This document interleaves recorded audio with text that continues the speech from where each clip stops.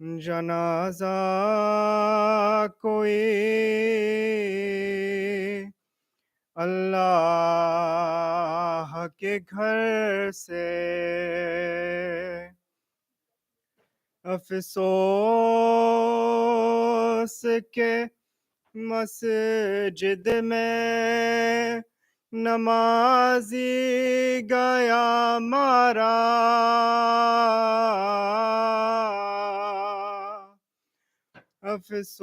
افسوس کے مسجد میں نمازی گیا مارا کچھ کم نہیں یہ حشر ہے قیامت کے اثر سے نکلا ہے جنازہ کوئی اللہ کے گھر سے زینب سے یہ کہہ دو کہ وہ دل کھول کے روئے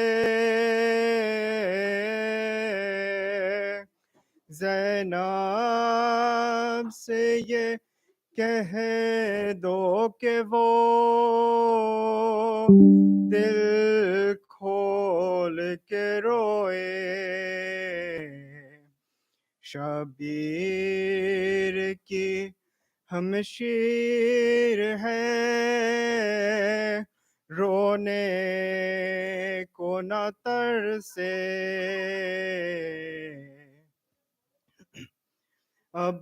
عباس ذرا زینب مضطر سے خبردار عباس ذرا زینب مضطر سے خبردار فریاد میں ہٹ جائے نا چادر کہیں سر سے نکلا ہے جنازہ کوئی اللہ کے گھر سے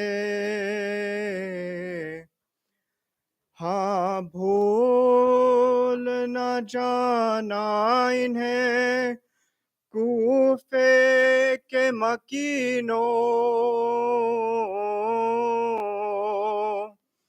ہاں بھول نہ جانا انہیں کوفے کے مکینوں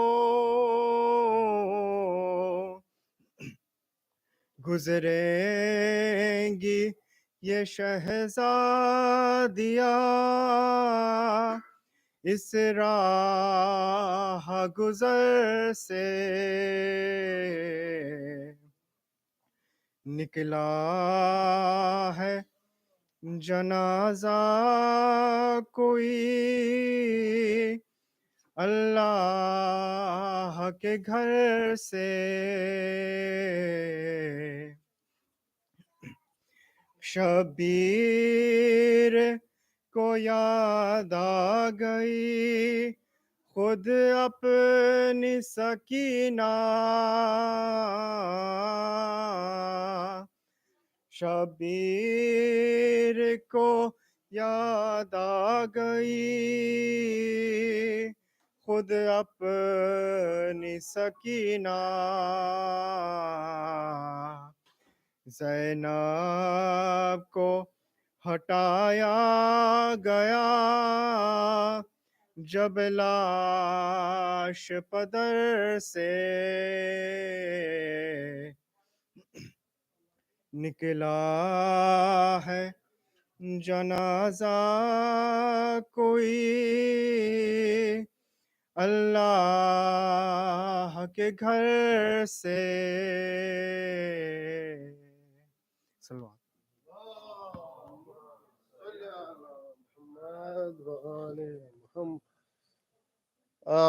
I will request all the kids to come forward, please. All the kids, come here and sit here in the front. Everybody, all the kids.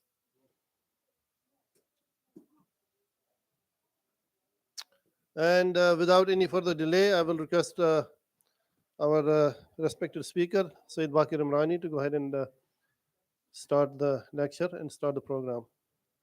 Bar Muhammad wa ali Muhammad Salawat.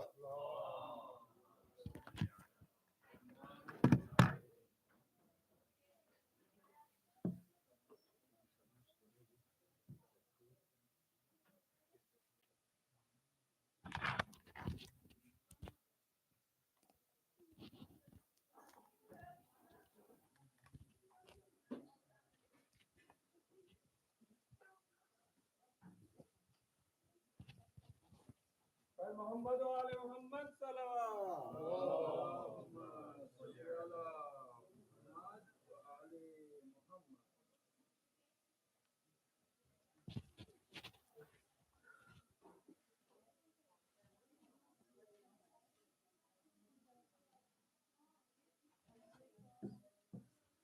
أعوذ بالله من الشيطان الرجيم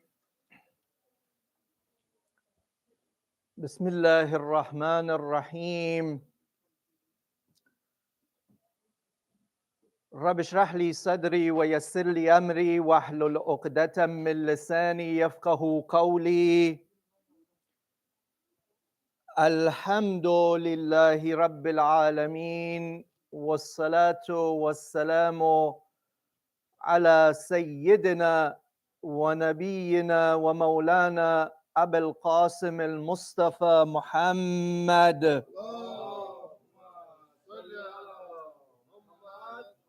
وعلى آله الطيبين الطاهرين المعصومين لا سيما بقية الله في الأراضين روحي وأرواح العالمين له الفداء. My condolences to you, brothers and sisters in Islam, and to all of the believers throughout the world, especially to the master of our time, Imam al-Hujjah, Ajjalallahu ta'ala farajahu sharif, on these nights of the shahadat of Amir al-Mu'mineen, Ali alayhi salam.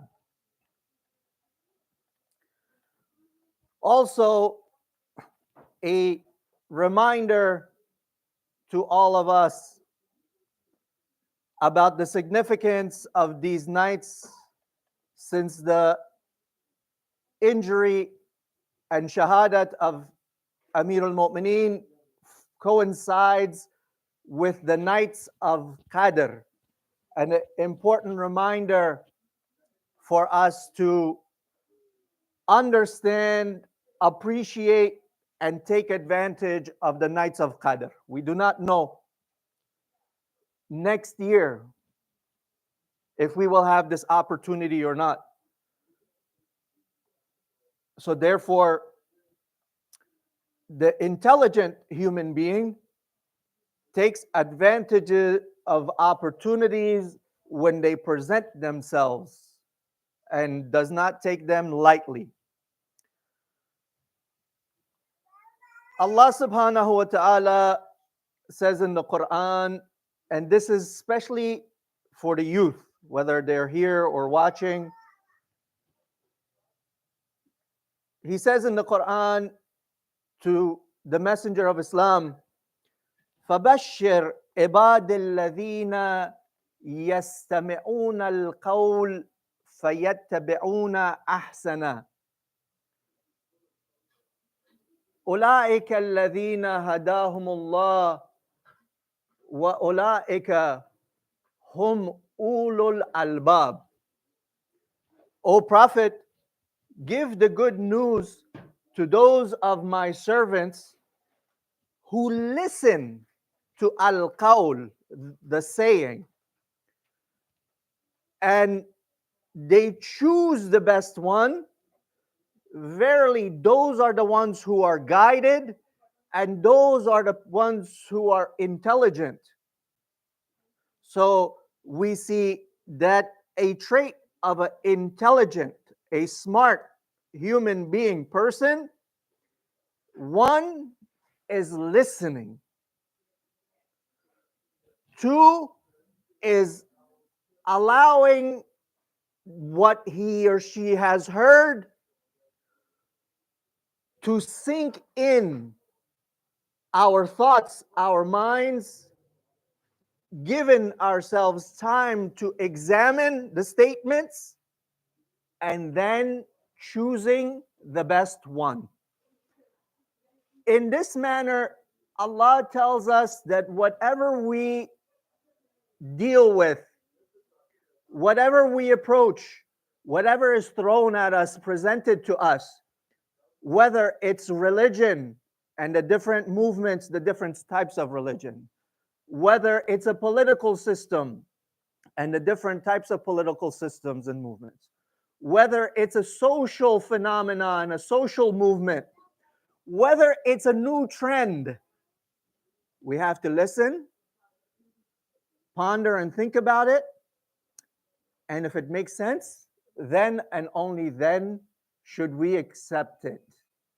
And if we do so, this is the means of our guidance. This is how we become guided. Then he says that Ulaika hum ulul albab. Ulul albab means that they are the possessors of lub. You see in the Arabic language, the word lub, its plural is albab. Lub means, you see, you take the walnut, for example. It has a shell and it has that flesh, that meat inside of it. That meat, that flesh is called lub. The shell is not important. You break it and you throw it out. But it's that lub that's important. Similarly, with the human being, the physical aspect is not that important. Yes, it has its place, it's important, it serves a purpose. But what is more important and what defines a human being in the language of the Quran, in the definition of the Quran, the human insan that the Quran talks about is different than the insan and human being that we think about. That insan that the human being talks about is much higher. Our examples that have been mentioned in the Quran are the Anbiya and the Awliya. They are the definition of insan, and they are who that we strive to be like in order that we can also become this insan. In reality, if someone asks you, what is the purpose of the Quran? We say the Quran is a book of guidance. It is light. It has different attributes. But the main purpose of this Quran is that it is a book to make human beings, to make insan. It's a human maker. The Quran has come to take us, bashar. The Quran has, my apologies, I did not know that was, I thought it was on silent. The Quran has, Sallallahu Muhammad wa ala Muhammad. The Quran has taken this being, which appears as a human being on the shell, on the outer surface, but it's there to train that lub, that important matter which is inside of this shell. Whether you take that lub to mean this brain, or more importantly, that soul, that spirit, that ruh, which is inside of us. So it tells us how to be this type of human being. And when we study the life of Amir al-Mu'mineen, Ali ibn Abi Talib alayhi salam, on these nights,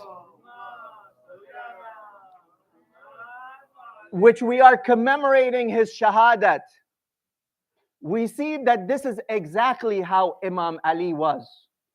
His actions, his words, his entire personality was that he was the utmost example of ulul albab. He was the utmost example of hidayah. He was the best example of insan and insaniya, what it means to be a human being. That is why we call him insanul kamil, the complete, the perfect human being from every aspect. And of course, the A'imma and Anbiya, prophets, are also what we call insanul kamil. So we see that when a person reaches this status, that he is a perfect human being, Ali example from the men, she is a perfect human being, Zahra example from the women, their status reaches to the point that any human being who is striving on this path of kamal and perfection, and to, let's say, anyone who is striving to truly become the insan by the definition of the Quran, they love Ali. They are happy with the happiness of Ali. They are sad with the sadness of Ali. They celebrate the birth of Ali. They mourn the shahadat of Ali. They hold Ali and the Prophet and Ahlul Bayt as their objective, as their leader, as their example and role model in every aspect of their lives.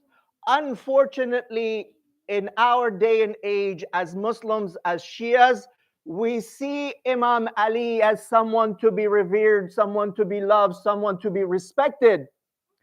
But we have not passed from this level and went up to the next level, where we see Imam Ali alayhi salam, that he should be the reflection of our lives. When you stand and you look in the mirror, you see a reflection. When we want to see our spiritual condition, we should see Ali alayhi salam. We should see Sayyidah Zahra salamullah alayha. What does that mean? It means that we strive day and night, moment after moment, to be like these individuals, to learn from these individuals, and to become closer to these individuals. As the Shias of the school of Ahlul Bayt, some of the matters that we are related to Amir al-Mu'mineen alayhi salam, we take those things seriously, and they should. And we give them an important position in their lives, and they should have it. But again, we're only dealing with the surface. We have not went into the depths. What does that mean? The Quran tells us, فَاعْتَبِرُوا يَا أُولُو الْأَبْصَارِ. Allah commands, this is a command, Amr. فَاعْتَبِرُوا يَا أُولُو الْأَبْصَارِ. Oh, those who possess sight, basira, what should you do? You should do i'tibar, ibra. You see this i'tibar, ibra, we even use it as ibara. When we hear this term ibara, what do we translate it to mean? Ibara. Word, right? Or phrase. The ibara says that. Why do they call it ibara? Ibara is to ubur, to what? To pass. You go from one place to another. You start from one and you cross the bridge and you reach your destination. This is ubur, ibara. Abara, to go from one place to another, right? To pass from one state to a different condition, one place to another place. The reason why they call words ibara is because when you hear the word, you go from just the letters. For example, we say imam. We have I-M-A-M, imam.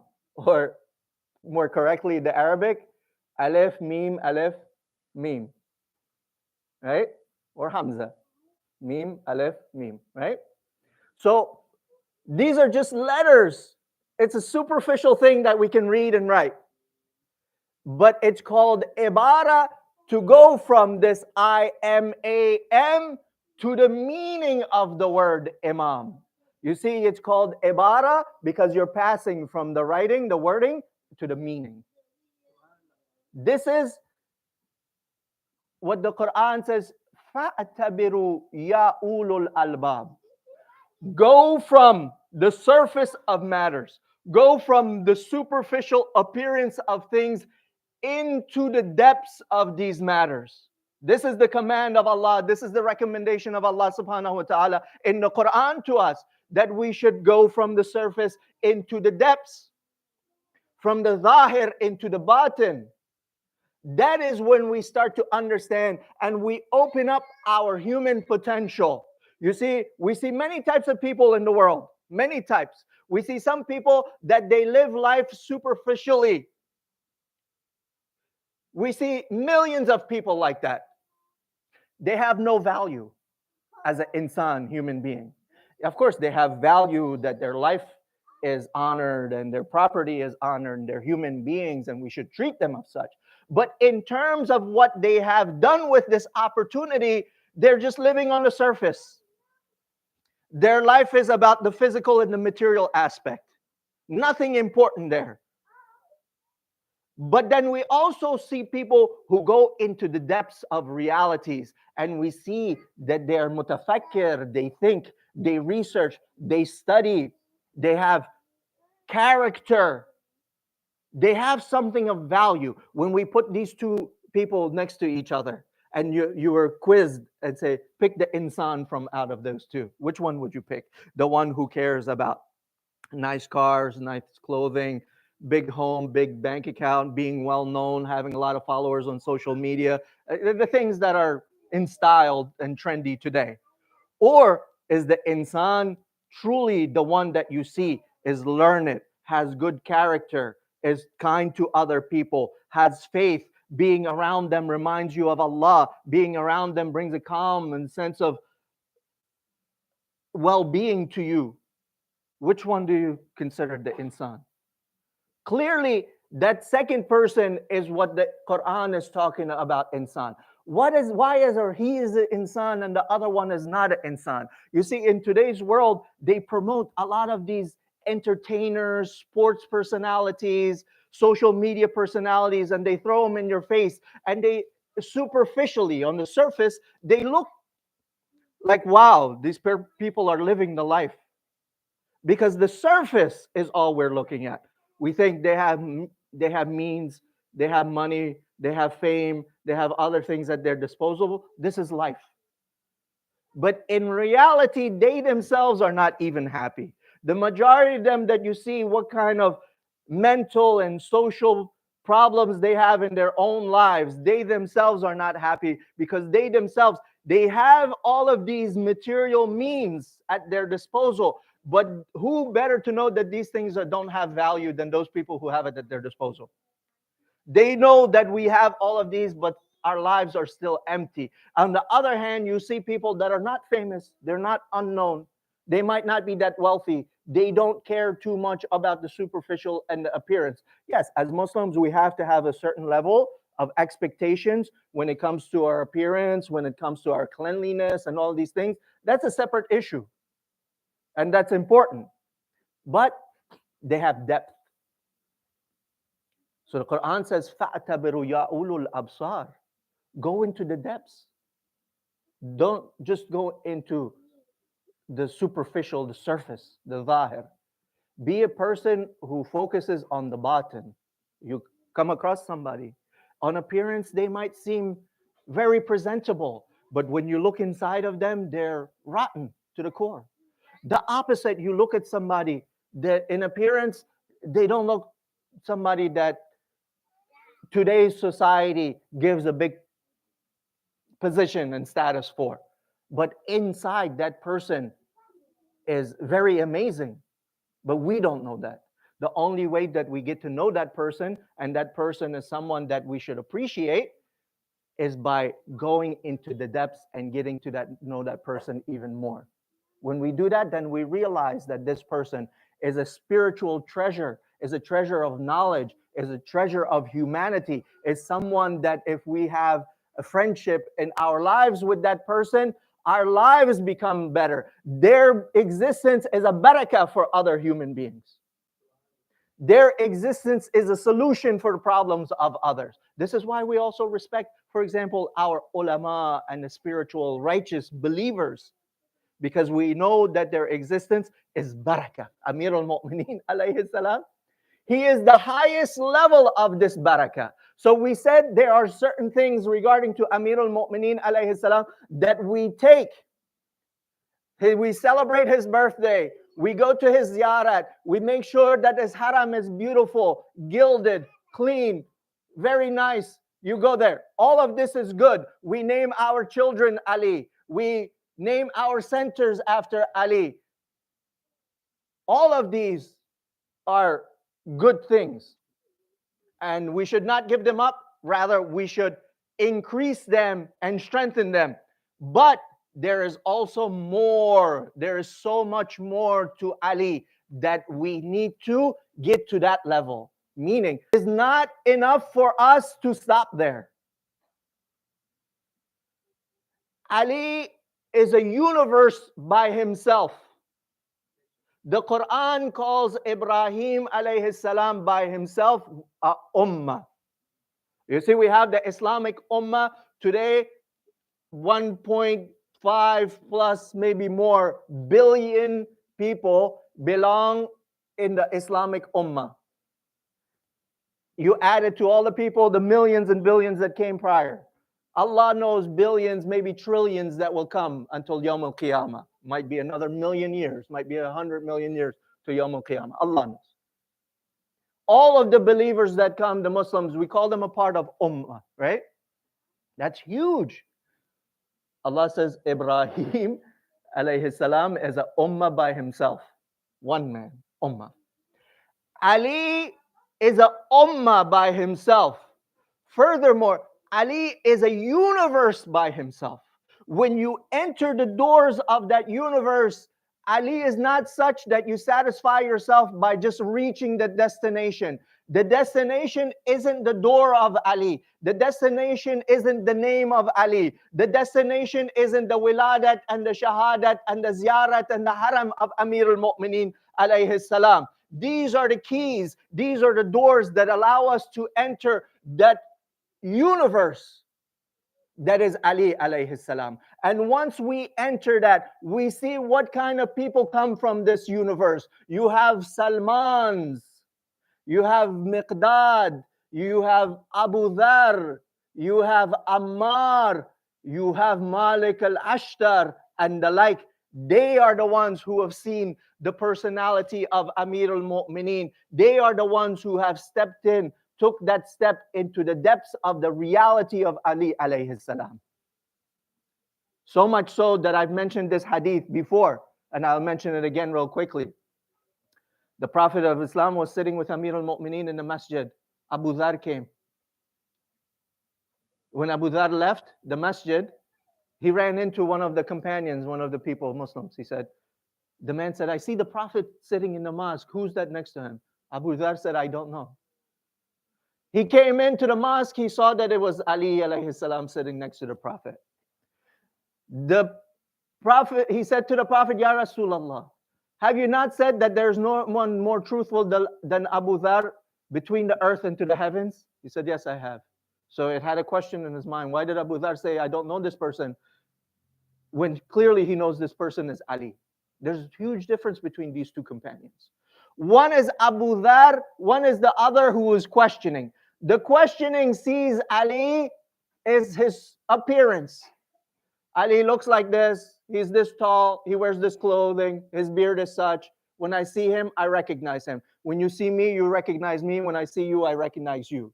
That's it. That was the level of his understanding of who Ali alayhi salam is. Where Abu Dhar went into the depths of the matter.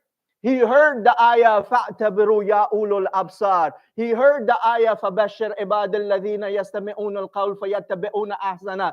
And he took these ayat and he made it a part of his personality, who he is. Therefore, when he saw Ali, he says, I don't know who Ali is.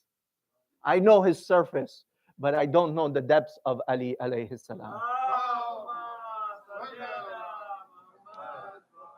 اجازه بدهید که چند مطلبی را که دیشب فرصتش نبود در مورد شب قدر برای شما عزیزان عرض کنم، به شرط اینی که یک صلوات بلندی ختم کنین. ما گفتیم که این شبهای قدر خیلی شبهای پرارزش و با عظمت هستند. تا چی حدی هم گفتیم که آیه قرآن میگوید درباره شب قدر یا این که بهتر از 1000 ماه است، یا این که بالاترین شماره که رایج بود بین اعراب اون زمان نزول قرآن 1000 بود. یعنی که بالاترین شماره که میتوانید تصور کنید، شب قدر هم از اون بهتر است.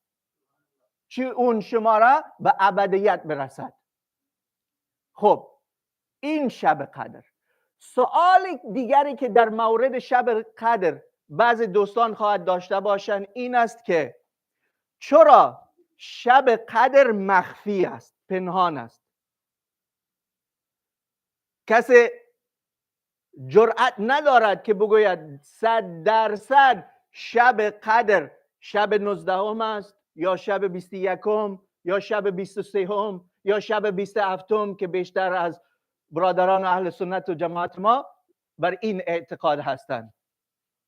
حتی ماها روایتی داریم از امام صادق علیه السلام که مرد خدمت امام صادق علیه السلام تشریف آورد، از حضرت پرسید ابن رسول الله شب قدر کدام شبی است؟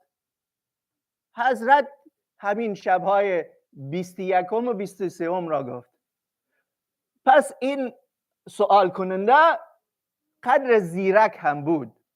گفت ابن رسول الله، ای پسر پیامبر، اگر ما فرصتی نداشتیم که هر دو شب را در عبادت بیتوته داشته باشیم، چی کنیم؟ کدام شب را انتخاب کنیم؟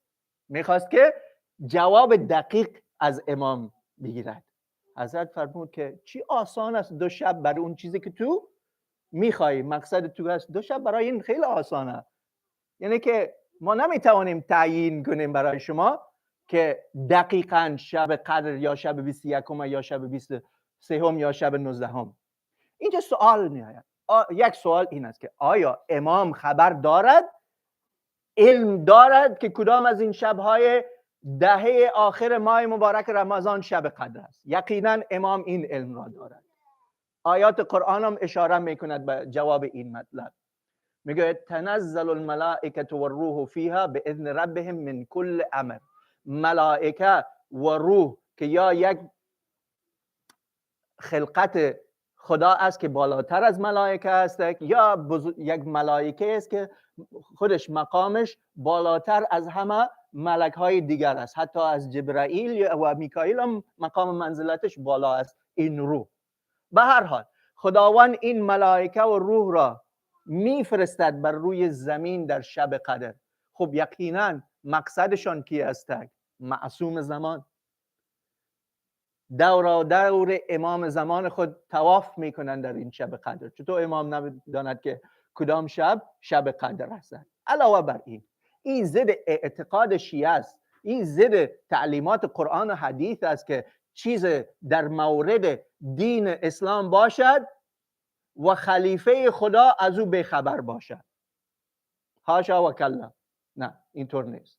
خب سوال دیگر که البته یک کم مهمتر است یعنی نسبتاً با مقاصدی که ما داریم، اون چیزی که ما میخوایم از شب قدر بگیریم این است که چرا شب قدر پنهان است؟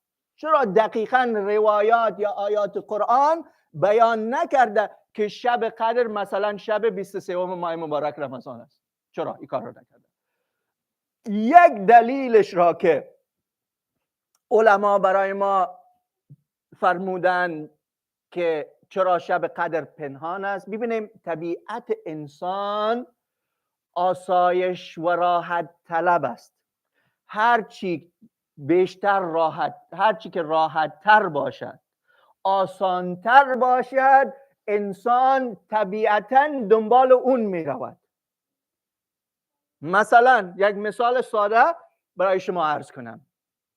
شما وارد یک مجلس می شوید، یا می توانید که روی زمین بنشینید یا اونجا صندلی و کرسی هست، می توانید که روی صندلی و کرسی بنشینید. کدامش را انتخاب میکنید؟ خود طبیعتاً میل انسان است که من برم روی صندلی بشینم، آسان‌تر، راحت‌تر است برای من. مثلا پاهایم درد میکنه، نمیدانم چیه، این راحت‌تره برای من. همینطور نیست؟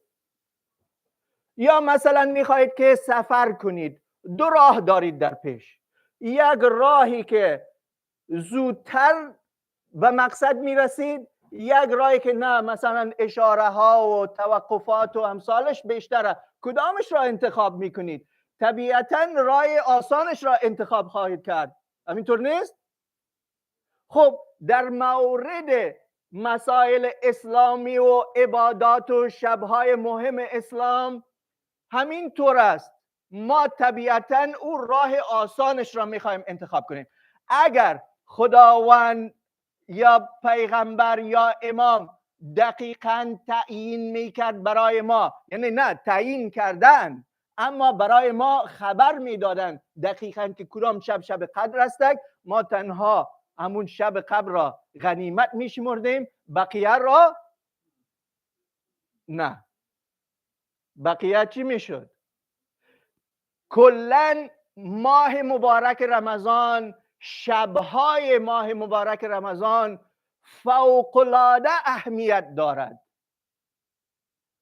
فوق‌العاده. چطور نی؟ در حالی که خود پیغمبر اسلام ماه مبارک رمضان را به ماه رحمت و برکت و مغفرت توصیف کرده است.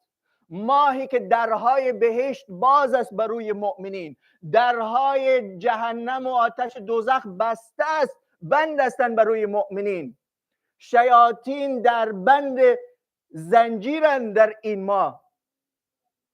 پس طبعا ساعات این ماه را چجور توصیف کرده است نبی اکرم صلی الله علیه و آله و سلم؟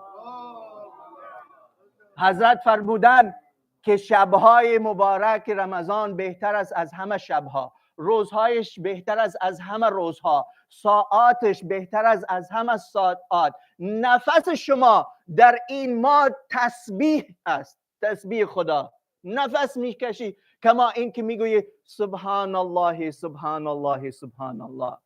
خواب شما عبادت است در این ماه. پیغمبر توصیف میکند این ماه مبارک را برای ما. پس معلوم میشود که چی ماهی پرارزش، پربرکت، چی فرصت طلایی برای ما خدا عنایت فرموده است. لذا ائمه اطهار پیغمبر اسلام میخواهند، چون اونها دلسوزند، خیلی محبت دارن بر بقیه بشر، اونها پدر مهربانند. همین طوره که شما پدران، شما مادران چقدر مهربانی و توجه نشان میدید، به خرج میدهید برای فرزندانتان. رسول اکرم و ائمه اطهار نسبت به همه انسان ها همین طور هستند. قلب اونها خیلی وسیع، خیلی بزرگه. قلب یک پدر و مادر عادی تنها جای دارد برای فرزندانش، نه همینطور نیست؟ شاید برای برادران و فرزندان برادران و خواهران و بستگان و دوستان همین وسعت دارد. اما قلوب اهل البیت علیهم السلام آنقدر وسیع است که همه موجودات، همه انسان ها، همه خلایق پروردگار عالم جای میگیرند. و باز هم جایش تنگ نمی شود، وسعت بیشتر دارد. اونها نسبت همه ما مثل پدر مهربان هستند. واقعا همینطور است. واقعا حتی نسبت به دشمنانشان مثل یک پدر مهربان رفتار میکردند، چون نمیخواستند که اونها عذاب شوند، میخواستند که اونها هدایت شوند. همینطور خب اونها طبیعتا دیگه خواهش میکنن که ما اکثر استفاده را بیشترین استفاده کنیم از همه روزها و شبهای ماه مبارک رمضان، بالخصوص 10 شب آخرش که خیلی اهمیت دارد. این 10 شب آخر حتی در روایت داریم که پیغمبر اسلام خاتم الانبیا محمد مصطفی صلی الله علیه و آله و سلم رخت خواب را کنار میگذاشت 10 شب آخر ماه مبارک رمضان. همه این 10 شب بیدار بود به عبادت و نیازش با پروردگارش، همه این 10 شب. پس شما ببینید ما روایتی داریم از امیر المؤمنین علی ابن ابی طالب علیه السلام که حضرت فرمودند خداوند 4 چیز را در 4 چیز بیشتر مخفی و پنهان کرده است. 4 چیز را در 4 چیز دیگر مخفی و پنهان کرده است. این 4 چیز چی است؟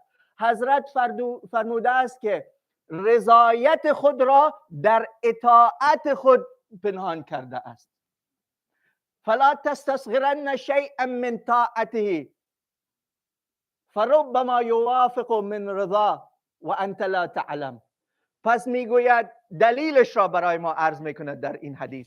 چرا 4 چیز را در 4 چیز دیگر پنهان کرده است خدا؟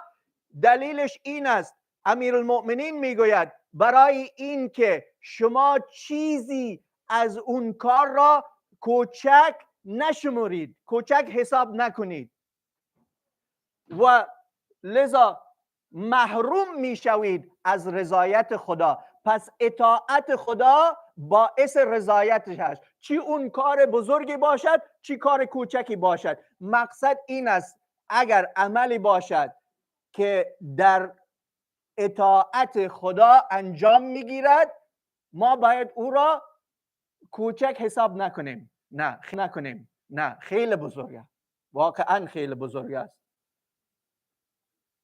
و معلوم میشد روز قیامت بعض اعمالی که ما انجام داده ایم در نظر ما کوچک بوده است، اما روز قیامت میبینیم چون این عمل برای اطاعت خدا انجام گرفته است، چی عمل بزرگی، چی پاداش فوق العاده خدا برای بندهش میدهد. از خاطر همین عملی که ما فکر میکنیم کوچک است. دیگه این که سخط خود را پنهان کرده است در معصیتش تا اینکه ما هیچ گناهی را کوچک نشماریم. دیگه این که استجابت دعای خود را پنهان کرده است در هر دعا تا اینکه ما از دعاهایی که هست غفلت نکنیم. بگیم خب دعای جوشن کبیر خیلی دعای بزرگی هست، ما بر دعای جوشن کبیر یا دعای کمیل خیلی رایج است، به اینها اهتمام میدهم، اما دعای دیگر را ترک میکنم، در حالی که شاید اون جوشن کبیر و دعای کمیل اثری نداشته باشد برای انسان، اما اون دعای کوچک که مثلا بعد از نماز میخواند خیلی اثر داشته باشد برای نفع انسان. 4م چیز حضرت فرمودند که ولی خود را پنهان کرده است در میان مردم. هر جایی که یک جمعیت از مردم باشد خدا گفته ولی من حاضر دارد اونجا. چرا؟ دلیلش این است که ما هیچ وقت بنده خدا را کوچک نشماریم، به احترامی او را نکنیم، ضرر به او نرسانیم. چرا؟ که شاید اون ولی خدا باشد و ما ندانیم. لذا میبینیم که شبهای قدر، شب قدر پنهان است که کدام از این شبها 19 21 23 یا شبهای دیگر شب قدر اهمیت بدهیم و بیشترین استفاده کنیم از تمام شبهای قدر. فلسفهش از این خوب روشن می شود. این برای نفع ما است، نه برای ضرر ما، که ما شب قدر را دقیقا نمیدانیم کدام شب هست. خب اون چیز را که این شبها رابطه بهش دارد، شبهای شهادت امیر المؤمنین علی علیه السلام است. این شبها، این شب 20 علی علیه السلام را از مسجد کوفه به خانهش آوردن. شما کسانی که مشرف شدید مسجد کوفه، یک خانه است اونجا که نسبت بدهند به منزل علی علیه السلام. اون منزل علی نیست، اما جای مکانش در تاریخ همون بود، همین طوری که ساختمانش هست الان اونجا نبود. خانه امیرالمؤمنین علیه السلام در اون مناطق مسجد، همون طرف ها، خانه علی علیه السلام واقع بود. این به اصطلاح یک سمبل و یک نشانه است که جای خانه علی علیه، منتها فاصلهش از مسجد خیلی زیاد نیست. علی علیه السلام را در اون وقتی که حضرت را اون ضربت را وارد کردن به سر مبارک آن حضرت، مردم هجوم کردن به طرف مسجد. از همه طرف خبر آمد که علی زخمی شده، علی علیه السلام را کشتن. مردم خانه ها را ترک کردن، جاهای دیگر را ترک کردن. با اینام که وقت نماز بود، خیلی مردم هم تشریف داشتن، در حضور داشتن در مسجد، آمدن دورادر علی علیه السلام. خبر رسید به حسنین علیه السلام.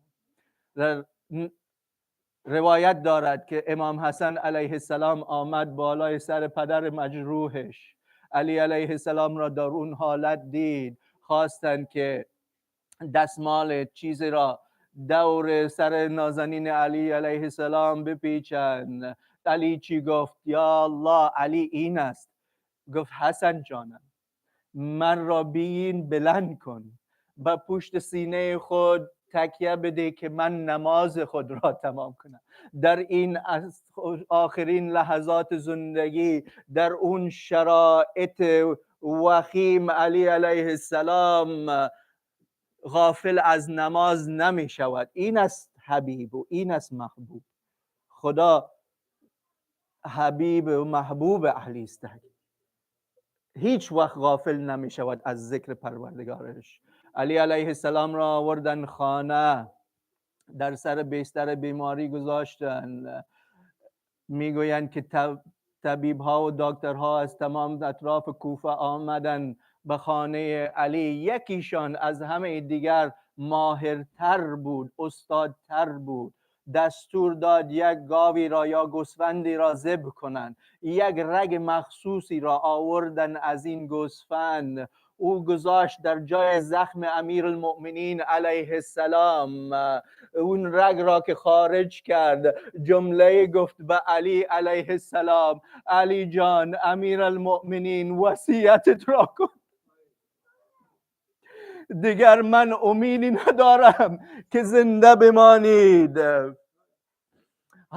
محمد حنیفیه میگوید که بالای سر پدرم بودم، شب 20 مثل این شب ماه مبارک رمضان، اثر زهر از فرق نازنین علی علیه السلام رسیده بود به پاهای نازنین علی. از شدت اثر زهر علی علیه السلام پدرم قدرت استادن را نداشت. همون شب در حالت نشستن نماز خود را خواند.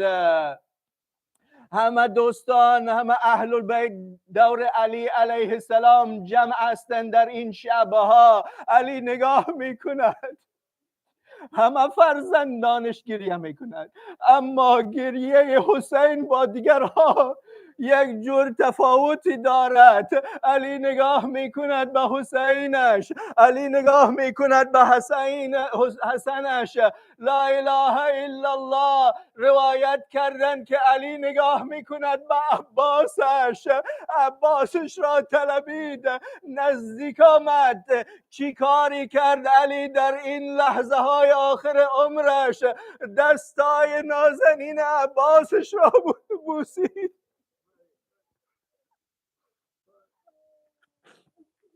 یعنی عباس جان این دستای تو در دفاع حسین روزی در کربلا شاید قطع شود. لا حول ولا قوة إلا بالله العلی العظیم. علیه السلام, on those final moments of his life, he's paying attention to his children. He looks to Hussein, he looks to Abbas. They've narrated that Ali called Abbas next to him on that night. What did Ali do? He kissed the arms, the hands of Abbas, his son.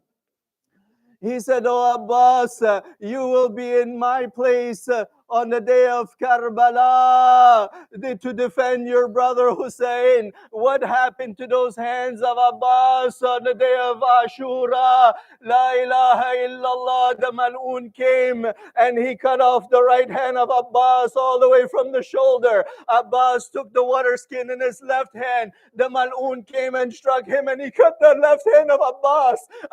Abbas took the water skin in his mouth, in between his teeth. The Mal'un, he took an aim with his arrow or with his spear, and he threw it towards Abbas, and it hit the water skin, went into the throat of Abul Fadl al-Abbas. Ya Ali, you were not there to see what happened to Abbas. On your shahadat bed, Hassan was there, Hussein was there, everyone was there. But at that moment, what did Abbas do? In the entire world, he had no one left but just Hussein. This Hussein that Abbas always called out to as Mawla, Sayyidina, Maulana. What happened to Abbas in those final moments where he called out, Ya Akha, oh my brother Hussein, La hawla ولا قوة إلا بالله العلي العظيم. إنا لله وإنا إليه راجعون. وصلى الله على سيدنا محمد وآله الطيبين الطاهرين المعصومين.